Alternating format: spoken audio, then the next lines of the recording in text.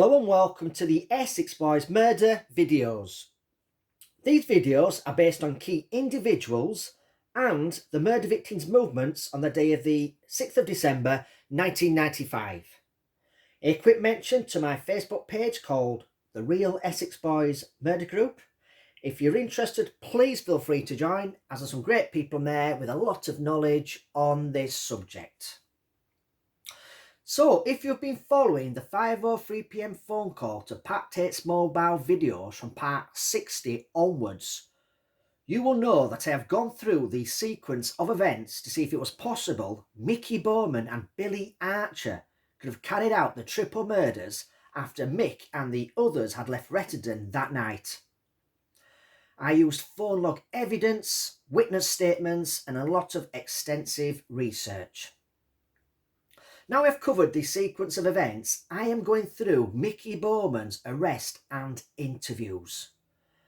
Now the last part of the interviews I want to cover in this video is about Mickey Bowman loaning a machine gun to the Essex Boys, which he denies, and there's just no way he's going to admit to this. Now, Donna Jaggers gave a statement to the police about her and Craig Rolfe turning up at a pre-arranged meeting place, being the Granada motorway service station in Thurrock, where they would meet Mickey Bowman. Now, Bowman turned up in his white Carrada, and there was another male with Mickey Bowman, which was Billy Archer, who arrived in his green Vauxhall Cavalier. She then states they all set off in convoy to Barry Dorman's car sales garage in Stamford-le-Hope, Fobbing, and once they arrived there, the machine gun, equipped with a silencer and ammunition, was transferred from Billy Archer's green Vauxhall Cavalier to the boot of the Range Rover. Now, I do believe she was telling the truth in this part of her statement, unlike one of her early statements, which was a bit hazy for me. She says that Craig and the others were off to meet a Mickey. Then when she has help with a later updated statement, she says they were off to meet a Mickey the pilot to look at an airstrip.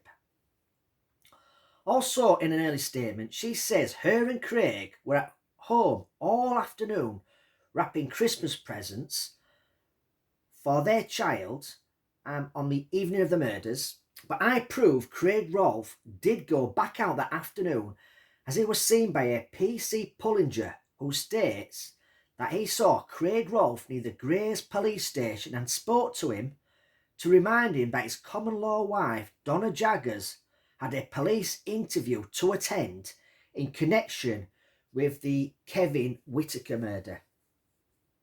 Also, in an early statement, she said her, Craig, Tony and his partner were all going to the Global Net Cafe for a meal, and it was booked for 8:30 p.m.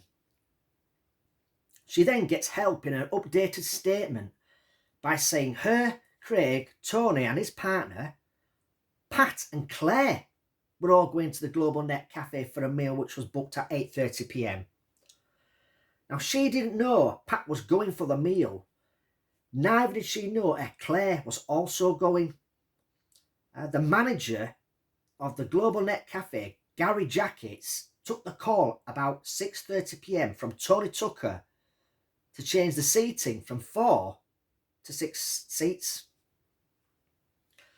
Now, she most likely got help from DCI Florence, who was on the Essex Boys Murder Inquiry team, and it's well documented that they were having a relationship a few weeks after the murders. This is probably why her new updated statement is full of names, times, places and incidents. I can't understand how she was never charged with her involvement in the machine gun. She was interviewed and charged, but it never went to court. Mickey Bowman did. At the end of the day, she participated in the loaning of the machine gun. Maybe her lover, DCI Florence, pulled in a few favours. I also wonder if she ever did turn up for that police interview in connection with the Kevin Whitaker murder. Maybe her lover DCI Florence pulled in a few favours. So, after all three vehicles left the Granada service station in Thurrock, they headed to where Barry Dorman worked at the time, which was this place here, being the Five Bells car sales.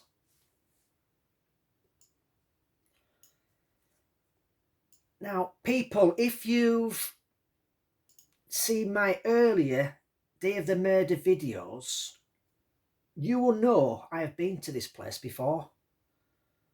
I think it was around about, was it 10 past 12 on the day of the murders? The Essex Boys turned up to Barry Dorman's place.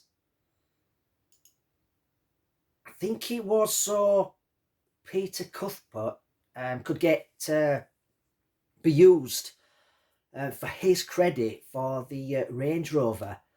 And then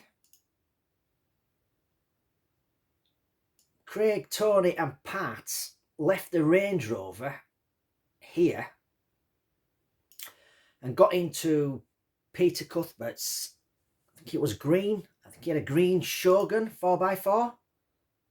And then they drove to TGI Fridays at the Lakeside shopping centre. So what I will do now is show you where all three vehicles parked on the afternoon of the 24th of November 1995.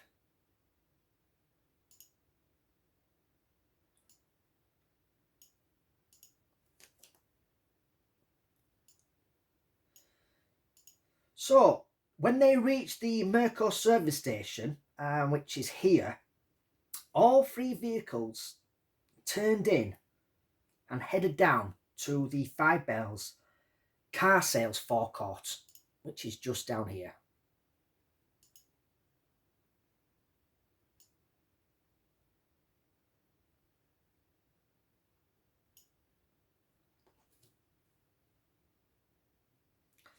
So this is where Craig Rolfe and Donna Jaggers, Mickey Bowman and Billy Archer all pulled up at on the 24th of November 1995, sometime in the afternoon.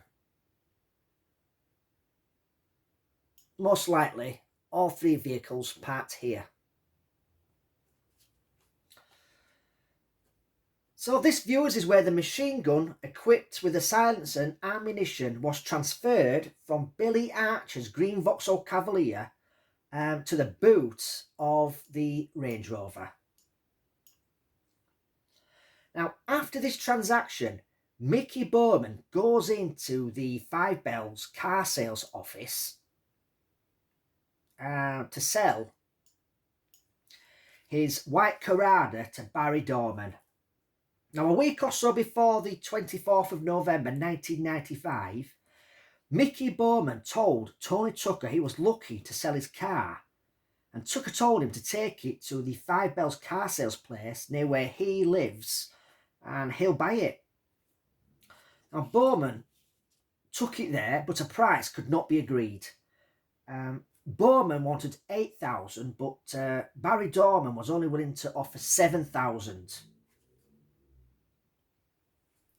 Now, Bowman took it back to Dorman's, which on the day I'm covering now, which is the 24th of November 1995. Now, with a bit of wrangling and a phone call from Pat Tates to Barry Dorman, the car was sold for £7,000. Now, Bowman now has no vehicle to drive prior to the murders. Was he using Billy Archer's green Vauxhall Cavalier and drove it on the night of the murders? Now, the witness, Ian Reid, So a dark coloured Vauxhall Cavalier on the A130 in Rettendon at 7:25 p.m. on the evening of the murders, and the description of the male driving that vehicle did fit Bowman. Now the same vehicle gave way on the A130 in Rettendon to a blue Range Rover at 7:25 p.m. on the night of the murders. And this was so the Range Rover could do a complete U-turn and head back up in the direction of the White House Farm track. I mean, think about it, viewers. Mickey Bowman did not have a car of his own to drive about prior to the murders.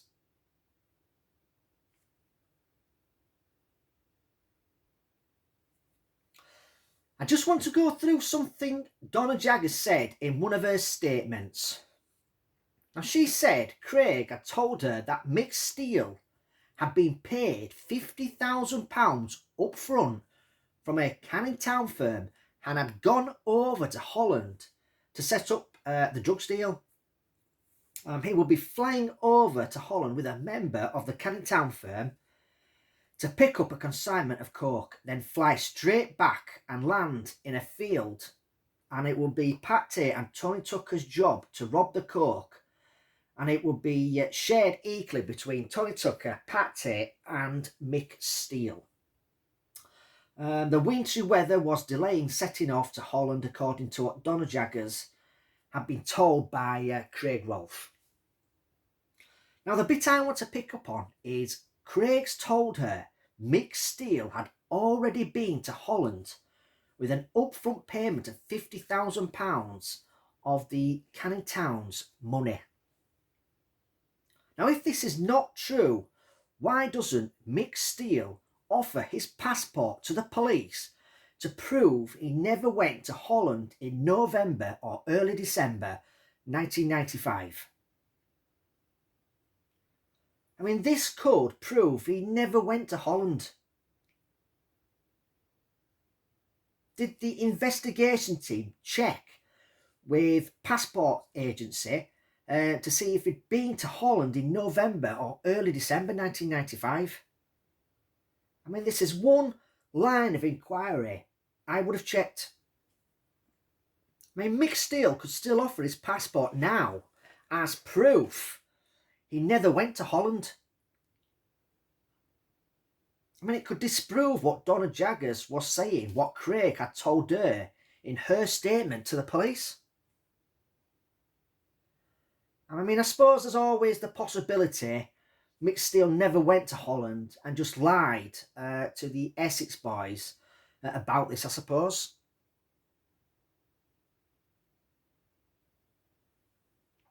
So, back to Mickey Bowman's second police interview, and near the end, he's denying the allegations about the machine gun, and Bowman replies to DC Brown, "I appreciate that you have to go through every angle to find out who killed them three people, because whoever is a terrible, naughty person. The fella's dangerous.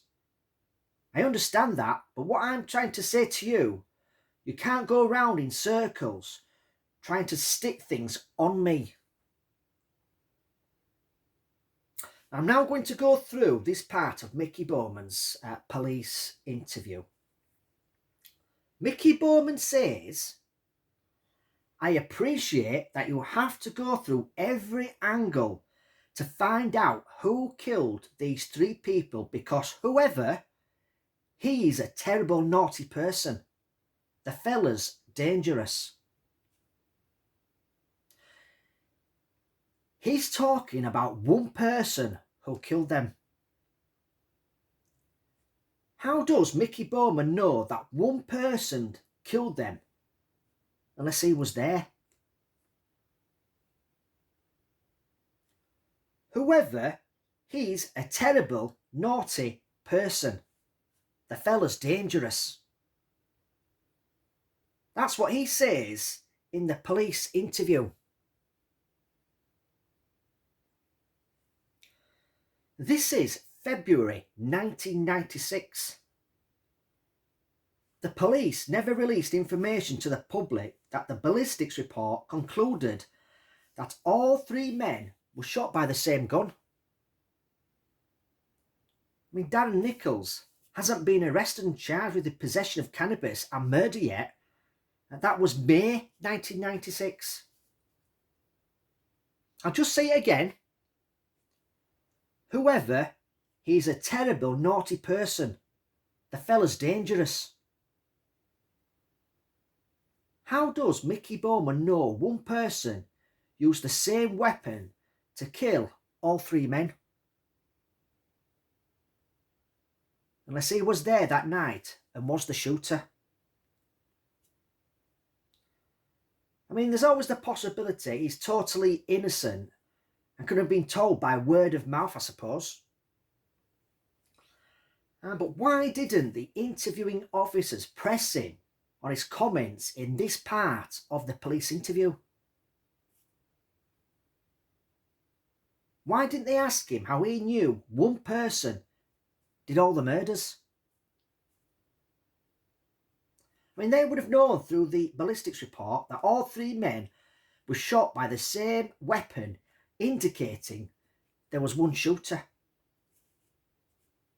I mean, I'm surprised the interviewing officers didn't pick up on this, if I'm being honest. I mean, it did frustrate me, though, when I was going through the police interview of Mickey Bowman. So I've covered the sequence of events to look into the possibility Mickey Bowman and Billy Archer could have carried out the executions of the Essex Boys, and followed up with the arrest and questioning of Mickey Bowman.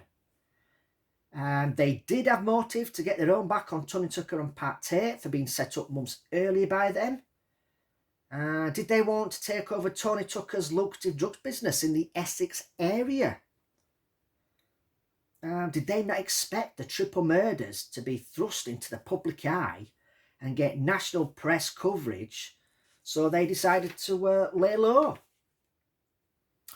So there you go, viewers. It's taken me 12 videos to cover the 5:03 p.m. phone call to Pat Tates mobile involving Mickey Bowman and Billy Archer, as there's been a lot to cover. I've used phone log evidence, witness statements, times and places, along with a lot of extensive research, and not forgetting police interviews. I do hope you've enjoyed the videos. If you haven't seen all the videos based on Mickey Bowman and Billy Archer's potential involvement in the triple murders, I do recommend going back and watching from part 60. So that's it. And till next time, take care.